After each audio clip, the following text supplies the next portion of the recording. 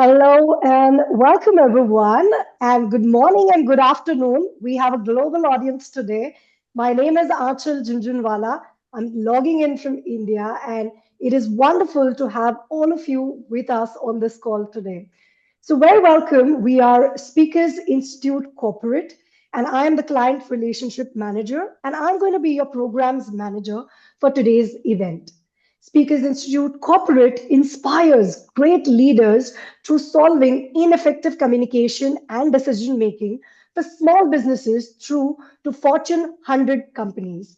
We are a professional development organization and we help learning and development, people and culture, and human resource leaders to upgrade their communication, leadership, well being, and sales solutions.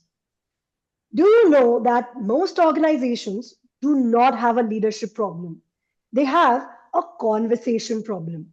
Meetings that don't convert, performance conversations that are delayed, change initiatives that stall quietly, and leaders who struggle to influence without authority. Today, we're going to go deep into leading powerful conversations. And I'm excited to welcome our facilitators for the same. We have two amazing facilitators joining us today. One of them is Sam Cawthorn, who is the CEO and founder of Speakers Institute Corporate, and Speakers Tribe. He is the author of 10 books, including four international bestsellers, and he's been named both the Young Australian of the Year and Edupreneur of the Year. His keynotes include Bounce Forward, People Follow People, and Story Showing. So everyone, please wave to Sam Cawthorn. Thank And we you. have, all right, we have our next facilitator, Craig Jones, who is a 10 times national sport champion. He's an international sport coach and CEO turned high performance leadership expert, international speaker, and inspiring great leaders podcast host. So, everyone, please put your hands together and welcome our first facilitator, who is a certified Gallup Strengths coach and the CEO and managing partner of Speakers Institute Corporate, Craig Johns. Beautiful. Kia ora and welcome, everyone. So good to have you on today's powerful session around leading powerful conversations. Now, it's really interesting, right? In our organizations, in the corporate world, whether it be internally with our own teams or leadership, we have many conversations every day.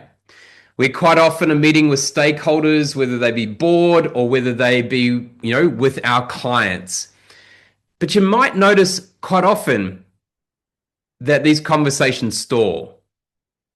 These conversations end without people taking action. And quite often people walk away feeling like they lack clarity on what was actually discussed and where are we going next. So today is not a keynote, it's not a motivational talk.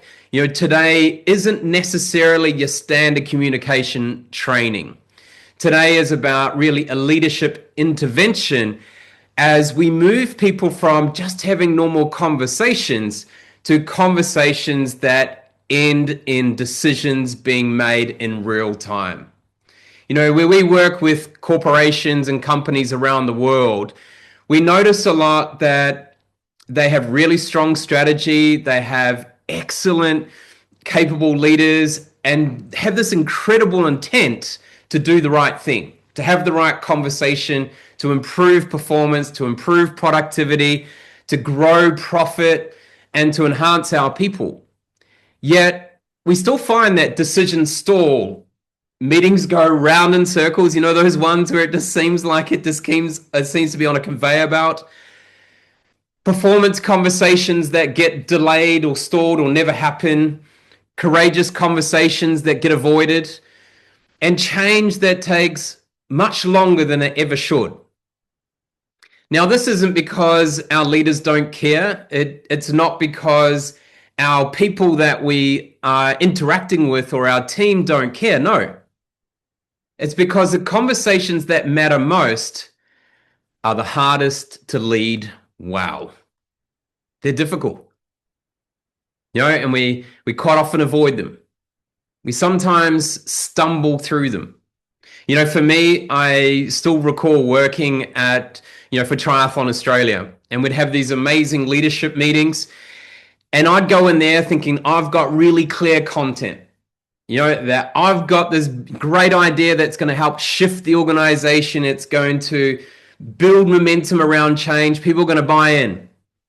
And I can see people nodding. They're literally like, yeah, it's good. And even saying to me afterwards, look, we really like that idea.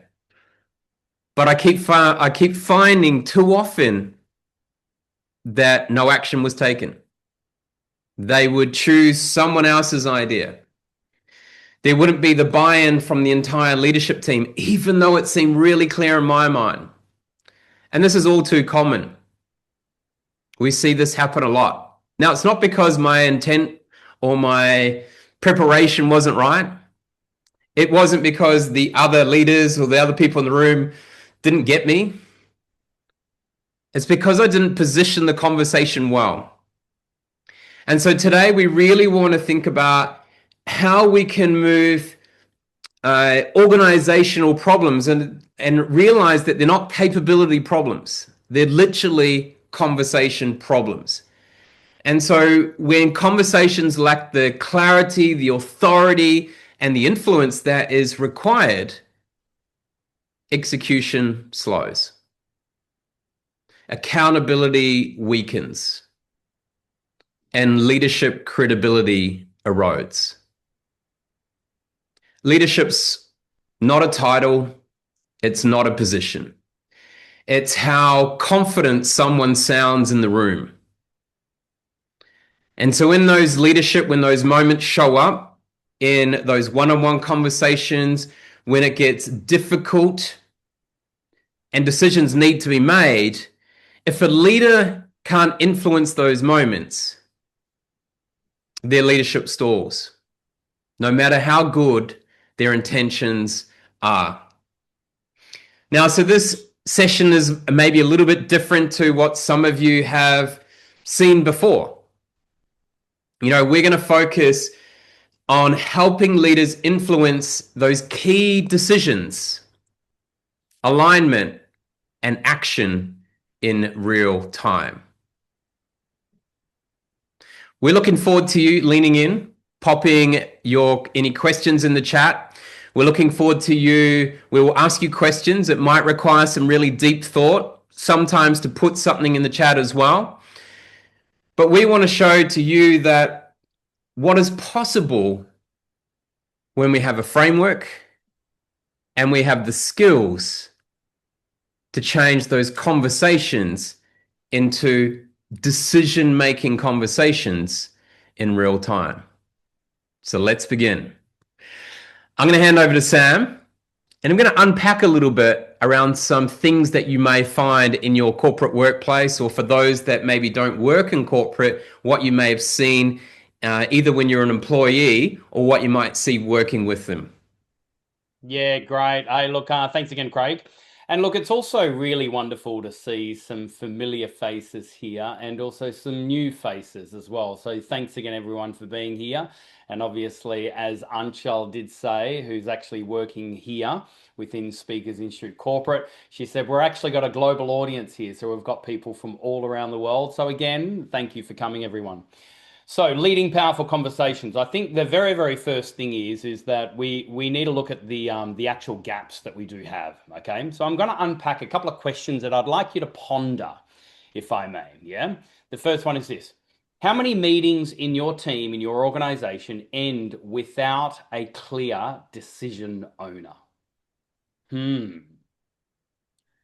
Here's another thought to ponder. How often do leaders soften conversations to avoid discomfort? I do remember when I first started out as leadership, and I was building quite a fast organization. And before you know it, we had a team of 10, and then we suddenly then expanded to a team of 30 plus people globally. And I realized that the company grew faster than my own leadership. And so before you know it, I found myself in tough situations in leadership conversations where I didn't have the strength or the confidence or the certainty to actually speak my mind. I knew what needed to be said, but I was framing it in a very soft way. And ultimately, it wasn't caught by everyone there in the room. And then unfortunately, then we were seeing failure. How many performance issues are tolerated because leaders don't want conflict? Oh, this is a very, very big one. You know, those leaders that will avoid tough conversations because they don't want that conflict, and particularly when you do have strong personalities in the room as well. Another thought to ponder. How often does strategy get diluted as it moves down the organization? So now today here at Speakers Institute Corporate, we do run a global organization. We've got facilitators all around the world. And sometimes when we have a great solid strategy to work with an organization, sometimes that strategy isn't necessarily communicated in the clarity that is needed to the people that are on the ground delivering the program. And so obviously we needed to work on that in order to ensure that that strategy is communicated clearly. And the last thing to ponder is this: how confident are your leaders influencing upwards, not just managing down?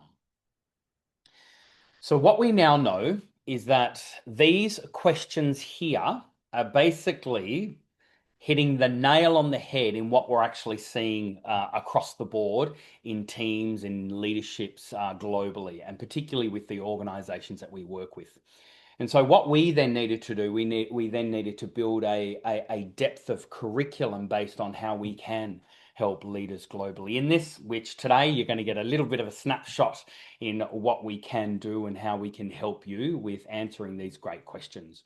All right, over to you, Craig.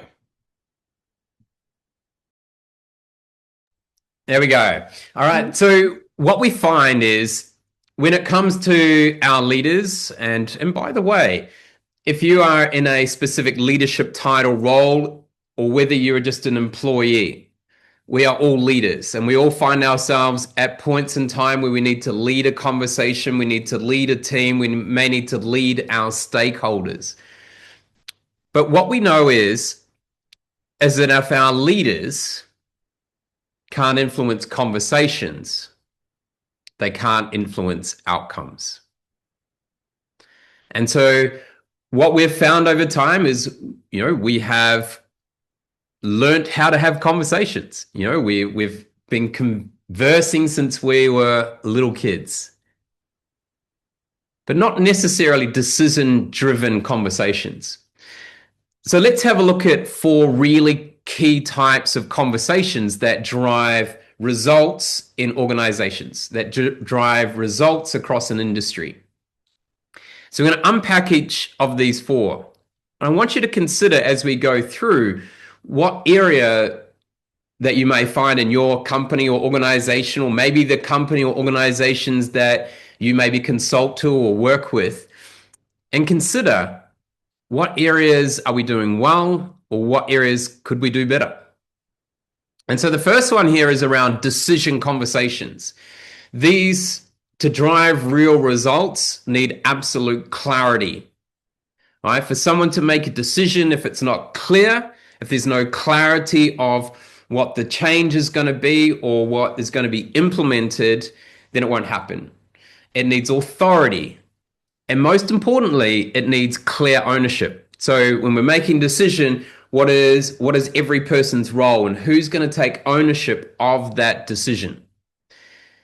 We then have performance conversations. These are the ones where it could be for an entire team, or it might be individual one-on-one conversations. These could be around their performance over a long period of time, or it could be project-based performance, or even meeting performance. And so this is where these types of conversations are around standards, feedback, and accountability. Ensuring, we quite often will see that a decision's been made, but people don't like to hold themselves accountable, or even their teams accountable. And that's why decisions or actions don't actually take place or don't come to fruition. But then we have change conversations, and this here is very topical right now. We've got changes happening all around the world, whether it be artificial intelligence or technology or right sizing of companies or even regulation changes. And so how do we create a space where conversations that drive change are actually effective? And this requires deep belief. It requires belief from our leaders. It requires alignment and connection between the decision makers and maybe the rest of the team or the other stakeholders involved. But it also requires conversations that create momentum. So how can we build belief, that alignment between everyone, and also momentum? And then there's the influential conversations, the influence conversations, whether we need to influence someone above us, could be an executive, a CEO, could be board. Maybe it's lateral. We might need to influence another manager, another executive, another team member. Or it could be external, where we maybe need to influence a prospect or a client to either come on board or to change something or to get them to move quicker, which sometimes happens on projects. But how do we have those influence conversations? Now, what we know is we've learned conversations over time. We have. We've learned through practice day to day how to have a conversation. However, most leaders have learned how to have that conversation, but most have never been trained for decision-driven conversations. And so we're going to give you a lived demo shortly that's going to help you help to unpack about a situation you may have been in, and it sounds really reasonable, but no action is taken. And so we're going to unpack that, but we're also going to look at how we can enhance it so that our conversations actually have impact, actually create change, actually have the intended outcome that we're looking for. So to set this up, I'm going to bring Sam back and really talk about what is the framework and skills required to lead really powerful conversations. Yeah, great. Thanks, Craig. All right. So what I'm going to now share with you is is basically what we do here at Speakers Institute Corporate, and specifically how we coach as well. Because how we coach is quite unique compared to other training organizations. And so how we coach, we specifically focus on feedback. Why? Because great leaders proactively give and solicit feedback. They understand its importance in uncovering blind spots, improving self-awareness, and building authentic, cohesive, motivated teams. So what we know is one of the greatest ways for us to lead better, powerful conversations in our future isn't necessarily by watching and observing. Isn't necessarily about doing another workshop where you're filling out another exercise book and you're watching, observing, watching a video, etc. What we now know is the fastest and surest way for you to upgrade your communication, because as we know, we are only as good as how well we can communicate. The fastest and surest way is through quality feedback, where basically you communicate, you present, you show us how you speak, and then we then give you solid quality feedback. So we've been studying and observing this, and basically now been doing it for over 20 years as an organization, and which is obviously now what we do within organizations globally. So what I'm now going to unpack is the two main areas of where feedback can land the best for the listener. And basically, these two areas are also the main two areas of communication. All right, so let's actually have a look at this together. What we know, it is a balancing act. And one of the main reasons is because in leading powerful conversations, we want to make sure that we come across credible and approachable. Okay? So what I want to look at these two key areas. The first area here is the content, what we say. Now, what we know is that the words that we say in the right type of order, the content, what we say, is around 90% of the information that we receive as the listener, but only 20 to 30% of the influence and impact. I'll say that again. The content, what we say, these are the words that we actually say to in these conversations, is 90% of the information we receive. So we're receiving that information, but it's only 20 to 30% of the influence and impact, which then begs the question. The methodology, how we say it, so the method is how we say it. Gestures, tonality, pausing, facial expression, eye contact, etc. The method, how we say it, is up to 80% of the influence and impact. So what we now know is when it does come to communication, it's not just about the words that we say. It's also about, and particularly if you want to influence, it's also about the method, how we say it. So I wanted to unpack this in a little greater way here. And first and foremost, I'm going to get Craig to spend a bit of time here on content and what we look for and how we give feedback in content. And then I'll then come in and do some stuff on method, how we say it. All right, Craig, over to you. Yeah, good. All right, so in the chat so far, actually just pop into the chat before I do move on. What is one thing that you've caught so far that was either made you think a little bit differently or was a good reflection to go, yep, I need to do more of that? Pop that in the chat. And while you're doing that, I'm going to set you up for this next session. And so I'm literally going to show you the difference between a conversation that sounds really good and one that actually moves people. And we're going to focus on that first part of the balance there that Sam was showing around the content. Okay, so this here, okay, good, Abdul, the 80-20 rule. I love that. It's really good. And the distinction of content versus method. Excellent. Francis, yes, the method and content. Comparing our senior leader skills set to line manager skill set. Trisha, interesting. David, the gestures and hand movements, important reminders. Good. Joanna, how feedback impacts the audience. Crystal, method, how we say it, 80% of the influence. Okay, good. But we need to be informed well first. Okay, so logic informed. So we're going to go into the content. So I want you to listen very carefully to what I'm about to share. And just listen to it and see how the clarity that you may receive, but also how it makes you feel. Like, are you feeling like you're going to move, like make a decision, or it's going to change you? Okay, so I'm going to give context to this. This is a typical change conversation, which happens in organizations all the time. As you know, the change is really important. We've had a lot of input and we're hoping everyone will get on board.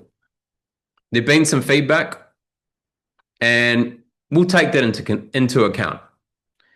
Let's do our best and see how it goes. All right, so in the chat, how did that land for you? How did what I just shared land for you? Did it make sense? Did you understand it? Was it vague? Was it clear? Because it sounded inclusive, but your belief, I'm sure, was pretty optional. Vague, Robert. Not impactful and clear enough. Not landing, Audrey. Trisha, passive, lacking influencing outcome. I zoned out, Brenton. Rani, not impactful. Okay, good. So let's pause for a little moment here. Nothing about that conversation was wrong, but it wasn't led. Like, I wasn't leading the people through that conversation. And so what I'm going to do in a moment is I'm literally going to share, run the same conversation again with one key difference. This time, I'm going to lead it towards a decision. And I want to unpack a framework. So I'm going to share a framework first of what I'm actually doing so you can see this. Because when we lead powerful conversations, we do three things really consistently. And you may want to write these down. May want to write these three things down. So the first one is here, we need to clarify the purpose of the conversation. Right? If there's no context, there's no why behind the conversation, you leave it up to the listener to go in a different direction, or they're just totally confused. They're totally lost on why we're actually doing this. We've then got to name the decision that needs to be made. So first, what is the purpose? What is the intent behind the conversation? Then we need to name the decision that needs to be made in this conversation. And the third and most important component is how we anchor ownership before the conversation ends. Who's going to take ownership? Who is going to be responsible? So purpose, decision, and ownership. Okay, so I'm going to share now this time what happens when I embed those three key things: purpose, decision, and ownership. Watch what changes. I want to be clear about what we're here. This change is happening. The question is, how will we lead it? What I'm noticing is quiet hesitation amongst the team and unspoken concerns. Before we move forward, I want to surface those. What's the biggest concern about this change? Thank you for naming that. Here's what won't change: our direction. Here's what we can shape: how we implement it and support people through it. What I need from you as leaders is visible commitment. Are you prepared to lead this, even if it's uncomfortable? All right. How did that feel this time? What did you notice this time? What was different? How did it make you feel? Felt engaged. Good, Annie. Much clearer, Abdul. Hooked me in as a personal individual. Great, Debbie. Gregory, more emotion, more connected with the public. Audrey, acknowledgement, direction, care, and clearly stating what the leader's role is. Jonah, clear and with direction, accountability. Awesome. Carl, clarity is kindness. Felt safer, didn't it, right? When it's clear, because actually, something I always like to talk to people about when they're in leadership, when they're in conversation, maybe even when they're presenting, is these two things. And these are really important. You might want to write these down. Our role is, in the mind of the listeners or listener, is to build trust and reduce uncertainty. I'll say that again. Build trust and reduce uncertainty. Now, that requires clarity of content. Yes, the content has a big part, but so does the nonverbals, which we will go into shortly. But change doesn't stall because people resist. It doesn't. It generally stalls because the leaders don't name reality and they're unable to paint a picture of what the future is going to look like. If we can't see something, we can't believe it. We need to visualize the change so it's so clear in the mind of the listener that they have no choice but to say, yes, I'm in. Let's do it. So what we're going to do now is we're going to shift from content Because as Sam mentioned before, right, content, like the 90% of how we're informed is through the content, the what we say. However, in leading powerful conversations, 80% of the impact and influence on the listener comes from the method, our non-verbal communication. So Sam, show us. What does this look Good. like? Good leading, Craig. Thank you. All right. So the really interesting thing is this is something that I've been quite obsessed about for many, many, many years. Is actually how do we show in our communication? Because what we now know is that every word should have a gesture. Every word has a pause before, has a pause after. Every word has a tonality. Every word has a facial expression. Now, in the top tier area of communication, and as a professional speaker, basically it takes us hundreds of hours to develop a 1 hour keynote because a lot of the method is quite strategically done. Yeah. And so today I want to share with you a little bit more, particularly in everyday conversations, but also using your nonverbals to influence decisions. Okay. Now, a few of you who've been with us now for a while, you might have actually seen this before, but we're going to unpack this a little bit more. Okay. So again, how to influence decisions by controlling our nonverbals. I wanted to first of all look at two key areas. The first area is being credible, and then the second area there is being approachable. Now, what we know is that how we use our gestures, so you can have the same content, what we say, but if you've got a different type of nonverbals in how we say this same content, can determine if we're coming across credible or approachable. It's a fascinating concept. Yeah, so the same content, you could either come across super credible, or the same content, you can come across super approachable. And so I want to look at this in three key areas, okay? The first one here is face, the second one there is body, and then the third one there is voice, okay? So first and foremost, let's actually have a look at face. So to be credible, we smile less. Interesting, isn't it? To be approachable, we smile more. To be credible, we blink less. To be approachable, we blink more. For credible, we move our head less. To be approachable, we move our head more.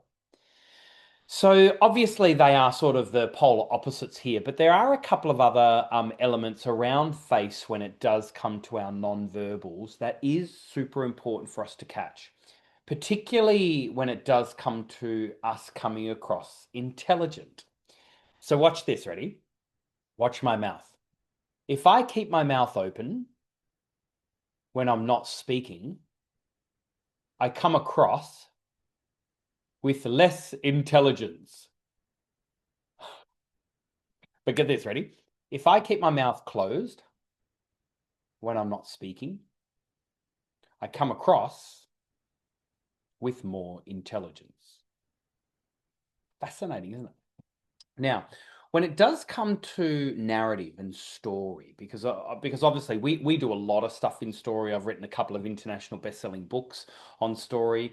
But the beautiful thing about story is that's the thing that connects us as human beings. Yeah, this whole emotional connection when we share an experience that we've had, or when we share a case study as a narrative, as a story. However, the interesting thing about story is where we put our eyes. Now you gotta catch this, right? You know how we've always been told, always look at the listener when you're speaking to them. What we now know in story is that is actually wrong. What that means is that the listener, yes, will follow your eyes. So you're always looking at my eyes. But get this, ready? In story, my eyes will follow my hands. I'll say that again, yeah? The listener follows my eyes, but my eyes will follow my hands. So if I'm actually sharing a story, I'm going to paint the picture, yeah? So for example here, and I want you to watch this. So a few years ago, I had a major car accident. I now only live with one arm, and which is actually how I started professional speaking now 21 years ago. That's a whole nother conversation. But I want you to visualize, right? I want you to visualize that my car accident is there, the ambulance is there, and the hospital is there. I'm now going to show this story. Now, the interesting thing is my content is going to be exactly the same both times I do it. So the first time I'm going to do it, I'm going to show it. I'm going to look where my hands are. The second time I'm going to do it, I'm just going to look directly at you.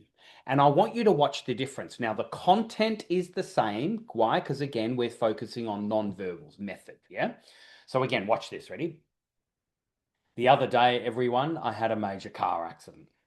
And basically what happened, right? They cut me out of the car, they put me in the ambulance, and they drove me to the hospital. See that? I'm going to show this story rather than just tell it. Now watch this, ready?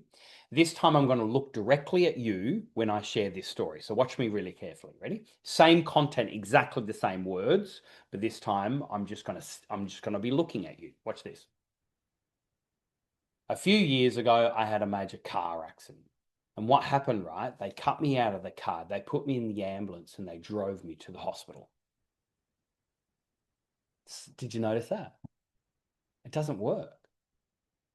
If I constantly just stare at you whenever I'm speaking, if I just I'm suddenly sharing a story and I remember going into my mum and here I am, I'm going into a team meeting and I remember opening the door and walking in, it doesn't work because I'm just looking at you. But watch this. If I then share this story where I say, I remember this time when I opened this door and I walked into the room and there was a big table there. And I remember sitting outside and there was another person. So what am I doing right now? I'm actually drawing you in to this experience. It's what we now call push and pull. Yeah. And so what that means is if I'm pushing this story on you, I'm looking at you, pushing it. But if I show you how this story works, I'm pulling your attention. Folks, this is a really, really powerful thing when it does come to our nonverbals and to influence decisions. Yeah. All right. I want to continue to move on. Let's look at credible and approachable with body now. First one there is obviously to be credible. Fewer gestures held longer. To be approachable, there are more gestures. Yeah. When it does come to body, with being credible, we move less. So we move our shoulders, our head, our entire, body. We move less. But to be approachable, we move more. There's something else I also wanted to share when it does come to online communication. Now, this is a really, really interesting one, and I want you to catch what I'm about to say. So what we know is that your frame should always be the neck in the middle, part of your torso here on the bottom, and then your head in the top half. What sometimes people get wrong is that their head needs to be in the middle, right? But no, the neck is in the middle, the head is up the top, and then the torso is here, which then begs the question. If we're now talking about non-verbals, it is now all about our gestures. It is about our hands, which then means this. A rule with this is always keep your elbows bent. Because if I keep my elbows bent, now all of a sudden you're looking at my hands as I communicate, rather than just me communicating like this. So as you can see, now I'm not using my gestures at all. I might not be getting my point across as powerfully. It might be, all of a sudden it's not as powerful in my communication. Yeah. But if I actually use my gestures, now suddenly it's going to be a little bit more powerful in my communication in order for me to influence you to take action. Yeah. The other thing is this, ready? And I want you to watch my gestures really, really carefully. Yeah. Only move your hand when you speak. Because if I move my hand when I'm not speaking, it comes across incongruent. Yeah. So watch this. Ready? Only move your hand when you speak. And then when you pause, you freeze the gesture. And then when I speak, I move my hand. So again, watch this. Ready? When you speak, you move. When you pause, you freeze. Watch, watch, watch, watch, watch, watch, watch, watch. Body is going to be a really, really powerful thing when it does come to all levels of leading powerful conversations to influence decisions. Okay, the last one here is voice. When it does come to being credible, you have a lower pitch. When it comes to be approachable, you might have a higher pitch. To be credible. With voice, we speak at more of a slower rate. It's what we call slow with flow, right? Rather than approachable, fast and sharp. Yeah. However, there are times where you want to be approachable. So just remember, I'm teaching you how to be both credible and approachable in your nonverbals. Yeah. Now, the next one here is this underneath credibility. Pause more often and longer to be credible, and to be approachable, then you pause less often. What we know is that the longer you pause, the more intelligent you come across. So sometimes, we've all heard the power of the pause. It is very, very true. And why don't you just very quickly just take a screenshot of that? You can actually then use that in your own everyday communication. But look, really, folks, just to sum up again, is that what we do here at Speakers Institute Corporate isn't necessarily just give you some great curriculum. Isn't necessarily for you to watch and observe us all the time and how we communicate and us just dumping a whole heap of advice to you. The beauty about what we do in our training is we work with your teams and we provide quality feedback. And if I may, that is one of the fastest and surest ways for anyone to upgrade their communication and to fast track them learning how to lead powerful conversations to influence decisions. That is what it's all about. So we're really looking forward to the possibility of us coming in and helping you and your team to lead powerful conversations better in the future by getting quality feedback from us. All right, Craig, over to you. Very good. Very good. Okay, in the chat, I'm going to see who was listening intently early on. When it comes to content, the framework, what were the 3 things that you need to have in your conversation? When you're leading a powerful conversation, what were the 3 key things? Pop them in the chat. I'll give you a hint. The first one started with a P. Oh, let's see who is listening. There's lots of people taking notes. Purpose, decision, ownership, Rani. You win the first prize. Well done. Now, when it comes to conversations, right? Like in the chat, pop in the chat right now. What is the cost of poor conversations? Or conversations that they're good, but they don't lead to decisions. What's the cost to an organization? What could they be? Whether it be a performance type conversation, whether it be an influencing type conversation, maybe a change. What could those costs be? Loss of talent, Srinivas. Very good. What else? Erosion of leadership credibility, Annie. Love that. Performance. Daily confusion, loss of personnel, Robert. Carl, confusion and wasted time, potential ill feeling, low morale. Abdul, cost, lost opportunities, potential. Joanna, confusion, possible communication breakdown, lack of faith, uncertainty. These are great. Really, really, really good. So if these are the costs, if we get the right training for our individuals and our teams, whether they be leaders, managers, graduates, anyone, even at a board level, what are the outcomes of really powerful conversations? When it comes to things that really matter inside an organization, whether it be people, the psychological safety without avoidance. We've got stronger leader credibility because when they have the conversations, first people can understand. First people understand the why behind the conversation or the decision, and they can visually see what's coming, like where we're going to next, or we can have higher engagement through clarity. The clearer we are, the more intelligent you sound. But what about from a productivity point of view? if we've got really powerful, like really good conversation skills, whether that be the frameworks, when you're in that real time under pressure, how do you communicate, versus the non-verbal communication that might be suitable when it needs to be a bit of a softer tone for psychological safety, or whether it needs a bit more commands when you're sharing a decision. So how can we get faster decisions? Fewer repeat meetings. Oh, wouldn't that be good? And clearer ownership. So people walking away know exactly who's taking ownership of each thing, who's responsible. But from a performance point of view, wouldn't it be great to have real accountability, better feedback conversations? How do we normalize honest feedback conversations in an organization? Because to be quite honest, in most companies, if I walk up to an employee and say, "Oh, can I share some feedback?" What happens? What goes through their head? I'm in trouble. What have I done wrong? Yep, defensiveness.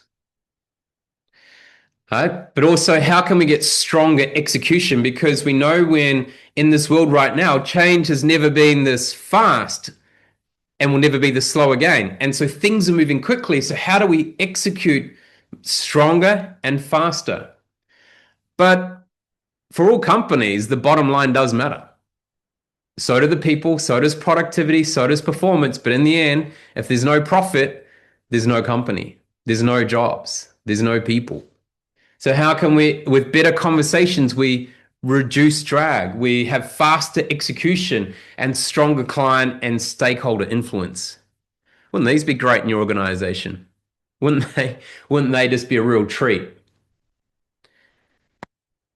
And so as we kind of come towards the end of today's session, I want you to consider, what are those areas maybe in your company that you work in that are lacking from a conversation point of view? Or what are those areas in maybe the companies that you're currently dealing with? Where are they falling over? Where are those conversations where you can see people disengage, people confused, people shaking their head, people gossiping? How can we change that? How can we improve the quality of the culture through our conversations? So why is this important in 2026? I think this requires a former youth futurist of the Australian government, someone who can see insight into why leading powerful conversations is critical in 2026. We deal with many of the top companies around the planet. 12 of them are in the Fortune 100, top 100 grossing revenue companies in the world. We're dealing with them every day. So Sam, what are those insights that we're seeing when we talk to companies, small, big, huge, all around the world? Yeah, great.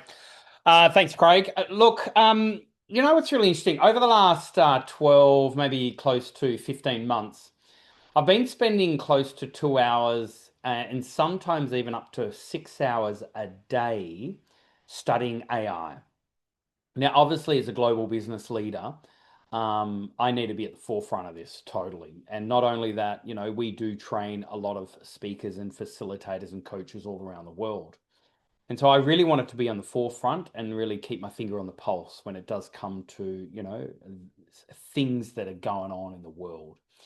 And so even in the last 6 months, I've done a bit of travel, to multiple countries, not only in North America, but also throughout Asia as well. Just really meeting with a lot of leaders and finding out from them what are some of the changes and shifts that they're noticing, particularly in their teams, in conversations, in leadership changes, etc. as well. So it's really interesting, some of the stuff that I have actually found out. And I love what Craig said earlier on, change has never been this fast and it will never be this slow again. So what we now know, and some of the stuff of what I've observed and also been, hearing as well, is that human beings, we now want more human experiences rather than immersing ourselves in technology. So what that means is that nowadays there's even slowly and surely there's even now a bit of a doubt whether or not, and this online meeting, I'm actually talking to a real human being. So there's a thing in the personal development world, which is called a digital twin. And so basically, what a digital twin is someone that can show up on your behalf. And you know how nowadays you're on social media, yeah? And what we're actually now seeing is we're now looking at some videos and we think, is that AI or is that real? Come on, would you agree? Yeah, look, we're all there right now. And it's really interesting of what we're noticing in the workplace as well. So what we're noticing in the workplace is there's now a doubt when it does come to leaders if this email that they got from a team member or a staff member was actually written by the human being or written by AI. We're now seeing doubt that people that are coming out online now, whether or not they're actually a real human being or is it a digital twin version of them. We're going to see more and more of this. We are going to see more and more. So what that means is that in-person communication is going to be absolute pivotal. Even now digital communication, and we've all heard of those audio scam calls of a daughter ringing up a mum saying, "Mum, help me, I need some money." Yeah. And so what we're noticing is a real skepticism now on digital communication, and we're going to see more and more of that over the next few years, specifically, in the next few months to come as well. So what that means is that with a lot of skepticism of digital communication, there's going to be a real craving of in-person communication. So what that then means is that we all need to get better of in-person communication. So whether it is, water cooler conversations, or whether it is in a physical team meeting in a boardroom, or whether it is in more of a presentation that you're doing to a large team, it's going to be a real solid skill now. So no longer is it going to be a soft skill, it's now going to be a solid skill when it does come to all levels of communication within the workplace. And so we're excited about being at the forefront of this. We're really excited about leading this change and making sure that leaders of tomorrow's world have the right skills to communicate effectively. Because again, as we know, is that we are only as good as how well we can communicate. All right, Craig, back to you. Hopefully that gives you some insight on where the future is going. Yeah, brilliant. Brilliant. Like for us, we deal with many companies around the world. And the reason why they keep coming back to us is that we really focus on building their capability. We partner with them to build their capability inside their companies. For us, it's not just pull something off the shelf and apply it to them. For us, we want to make sure we are there. We understand their needs, their challenges, their outcomes they're looking for, and to really understand who their people are. Because if we just try to plug and play, it's not going to work. Every individual, every company, every team has different conversation gaps, so to speak. They have their strengths, but they have the areas where there's leakage inside the organization, whether that be people leakage, productivity leakage, performance leakage, or dare I say it, profitability leakage. And what we know is if your leaders can lead powerful conversation, everything else improves. So whether it's working with your leaders, managers, graduates, or right across the entire company, which we've done. Actually, I love that. Actually, when we do programs around having courageous conversations, what we know is if you just work with a small team, it doesn't work. Unless conversations, honest conversations, are normalized across an entire company, it doesn't work. You might get a small shift, but you won't get a big one. So here's the question. How do we normalize honest conversations in our cultures? Because when people can be honest, that's when the shift occurs. Now, whether it be leading powerful conversations from a day-to-day basis that we're influencing decisions or outcomes or change, or whether it be having those courageous conversations where we need to provide feedback, or we disagree with something, or we need to share something, or whether it's around managing those difficult conversations, whether it be presenting bad news, or whether it be in a situation which the tension's high and maybe there's repeated, I suppose, questions at you. How do we handle those situations?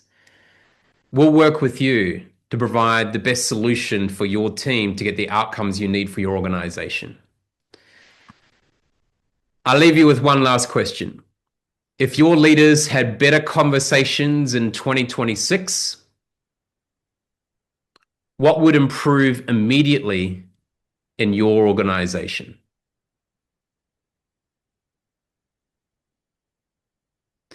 If what we've been sharing today resonates with you, then my encouragement is to reach out to Anchal. She's going to put her email in the chat there and have a conversation. You know, we're here for you to help you get those, upgrade those skills that your team need. And so we're looking forward to working with you in 2026 and beyond, and we're here to support you.